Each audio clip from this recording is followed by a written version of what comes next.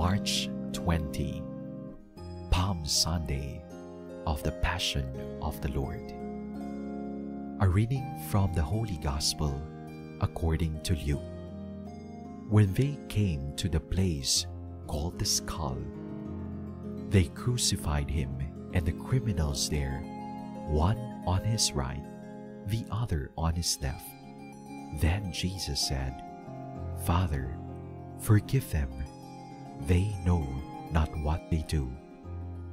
They divided his garments by casting lots. The people stood by and watched. The rulers, meanwhile, sneered at him and said, "He saved others. Let him save himself if he is the chosen one, the Christ of God." Even the soldiers jeered at him.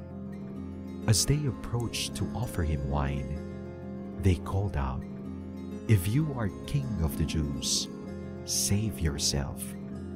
Above him there was an inscription that read, "This is the King of the Jews."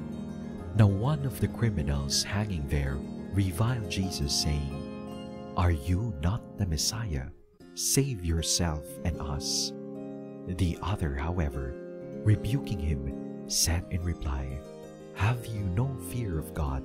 For you are subject to the same condemnation, and indeed we have been condemned justly, for the sentence we receive corresponds to our crimes. But this man has done nothing criminal." Then he said, "Jesus, remember me when you come into your kingdom." He replied to him, "Amen, I say to you, today you will be with me in paradise." The Gospel of the Lord. The processions of Jesus. Our liturgy today makes me reflect the processions of Jesus. Our liturgy today invites us to reflect on the three processions of Jesus. First, there is the processional entrance of Jesus into the holy city of Jerusalem, while on several occasions Jesus forbade the crowd from proclaiming him as the Davidic King and Messiah. Jesus seems to have finally encouraged the crowd to shout, "Blessed is the King who comes in the name of the Lord." This chant does not only express the joy of the crowd, it identifies Jesus as the long-awaited Messiah.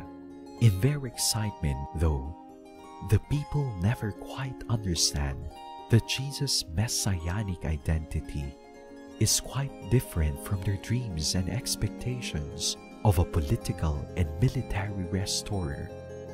Jesus processes astride a humble colt on which no one has ever ridden, not on a proud and powerful horse of a cavalier, and Jesus enjoys the procession. When the Jewish religious leaders ask him to silence the crowd, he declares that should the crowd grow silent, the very stones on the road would shout his praise. The second procession is the way of the cross, described in the Gospel of the Passion. Here, Jesus is not carried in triumph. He is the one who carries a heavy cross. There are shouts that accompany him. This time, the shouts express anger. The crowd probably feels shortchanged. The people thought that Jesus would put up a fight with Pilate, with the puppet King Herod, with the oppressive temple priests. They welcomed him as their hope, but he seemed to have been cowed in the face of the traditional symbols of power. So they now shout, "Away with this man! Crucify him! Crucify him!" Yes, the people do not fully understand Jesus. Still, Jesus enjoys the procession. He tells the women of Jerusalem who mourn and lament for him, "Do not weep for me. Weep instead for yourselves and for your children."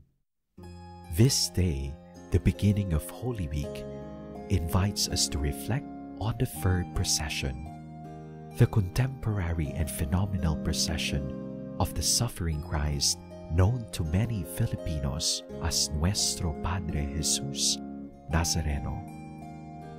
Here, the suffering Christ is carried and pulled by a sea of devotees shouting out their faith, "Viva el Señor!" Sociologists and theologians argue that these devotees do not really know Jesus Nazareno.